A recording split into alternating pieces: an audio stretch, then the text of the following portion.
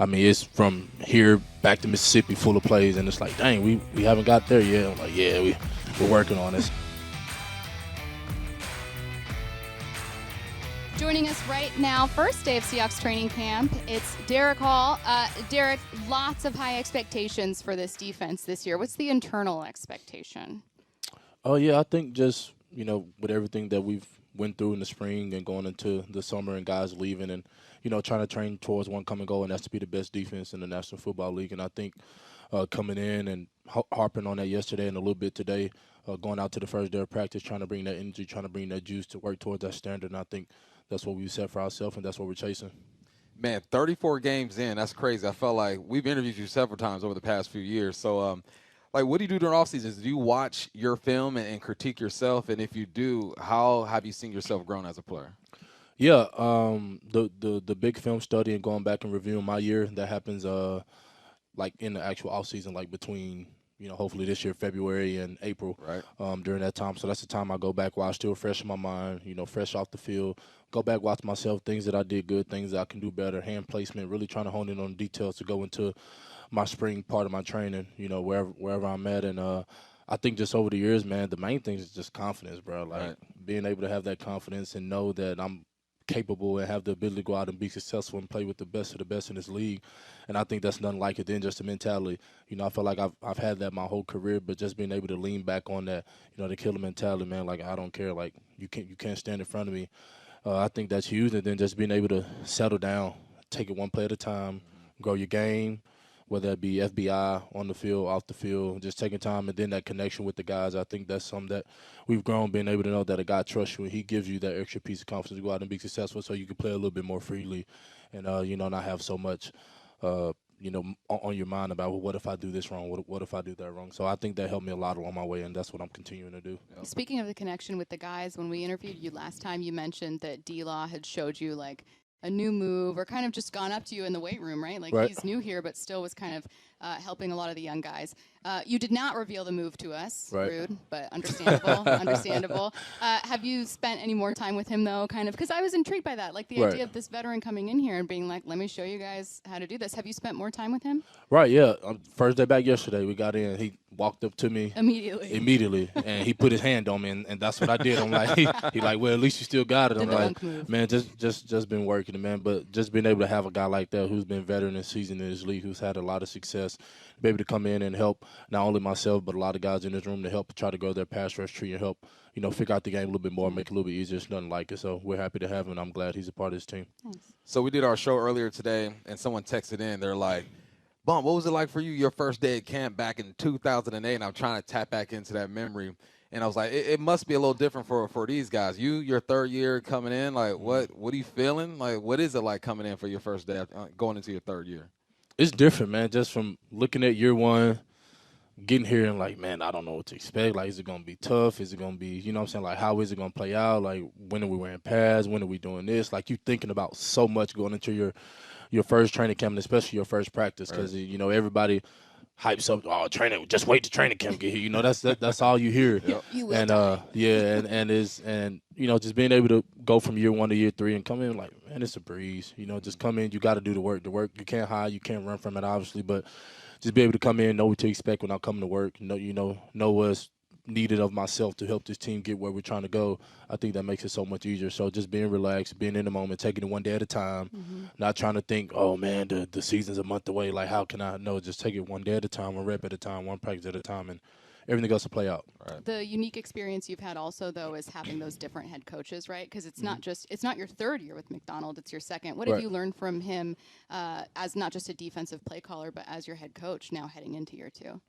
Yeah, I think he's grown a lot. I mean, the first thing he said when we had a meeting yesterday is he spent a lot of time trying to figure out how can he be a better head coach going into his second year, and that kind of resonated with me coming off of year one, going to year two, like, how can I grow and be better? So to see him take that same approach and want to grow and continue to get better, not only for himself but for this team and organization as a whole, is second to none. And, I mean, I always talk about him as a play caller. He's legit. I mean, I told you, just going up in his office and sitting there. And so, I mean, just being able to have that piece of him and, just being able to have him as a play caller and be able to spread the love and joy that he shares for the game along with the team, I think is special.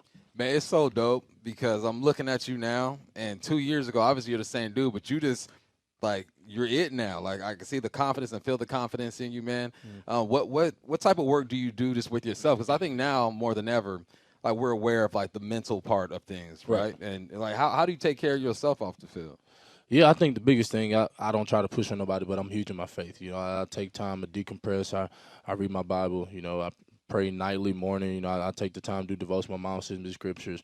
You know, my grandmother sends me scriptures. You know, the lady sends me scriptures. So it's just being able to take that and, you know, just rely on what you've always done. You know, I think a lot of people try to make it bigger than what it is when coming to play this game, and I feel like that overstimulates you a lot, like mentally.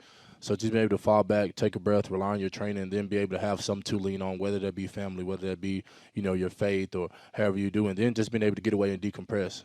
You know, I love fishing, and y'all know I love the truck. So just being able to do that a little bit over the summer and being able to bring part of that back to Seattle with me. You know, on off days, allowing me to be able to go out on the water a little bit, jump on the jet skis, or, you know what I'm saying, just being able to work on my truck a little bit here at the house. It brings a lot. So find something that helps you decompress and be able to control your mental state outside the ball. Yeah, I would imagine it's like a good way to ground yourself constantly through the stress of a season. Right. Do you ever, so if you kind of get back to things you're familiar with and love as a way to ground yourself, sometimes we hear about players who maybe they pick up like a new activity that they've never done as a way to kind of, this is mostly because Pete Carroll was big into this, so I'm not sure about Mike Macdonald, but he wanted guys to try lots of different things. So guys would be like, maybe they're doing Pilates or yoga or some kind of new therapy just to try to like expand the way that they can use their body. Have you dipped your toe into any kind of new workout, maybe like a change to your diet, anything kind of different for you? Diet for sure. Yeah. I think year one I was kind of living out the college life, like, you know, like I can eat whatever and it'll be okay. It happens to the best of us. And going into year one, I felt fine. I felt okay. And then leading into year two, I started doing things a little bit better. Started taking care of my body a little more. You know, being able to grow my FBI as far as football goes. And like I said, the main thing was taking care of my body then. And then going into this year, the main thing was my diet. So, you know, working with Andrea and Sam and those people in the nutrition room and being able for them to set aside, you know, certain things that I need for my body, you know, doing the DEXA scans and being able to see where I am with, you know, fat to muscle ratio. And just over the 2 months being here in the spring, I mean, I lost 6 pounds of muscle gain. I mean, lost 6 pounds of fat, gained 7 pounds of muscle. So it's just being able to find those differences and things like that in your body to help you go out and be that difference maker every single day. So, yeah, that was the biggest thing for me this year was my diet. I'm turning 40. I picked up pickleball. That's what I did. Okay, heck yeah. I hooping. I'm like, man, I ain't trying to blow out no knee or nothing like that. I'm out there with KJ playing pickleball. So that's what I did during my off season. You know what I'm saying? You any new additions to the trucks? You know, I got to ask you about the truck. Oh yeah. So my white 2500 Limited that I had here during spring, I took it back home. Built it. It's done. It's outside. Some people may think it's broken because it's like lean to one side, but it's on air ride. It's in progress. Yeah. No, it's done.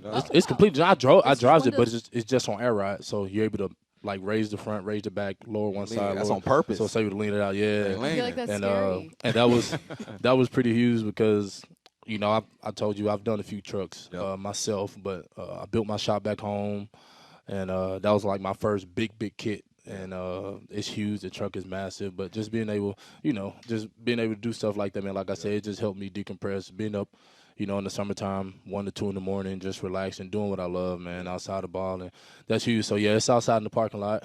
So hopefully fans will see it coming in and think it's pretty dope. Heck yeah. Yeah. I don't know if I could get in it.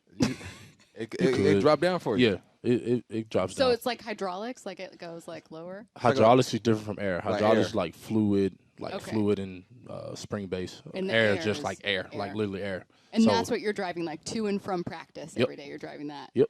And you worked on it all yourself. Yep.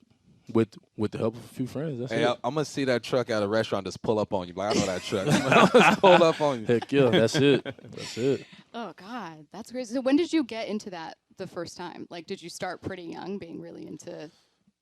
Vehicles were kind of always my thing. Back in Mississippi, we have all the vehicle events, like scraping the coast, jeeping the coast, cruising the coast. So I always was around it. And I went to college, and I saved everything from my first year. That was my goal, save everything from my first year, and I went and bought myself a truck.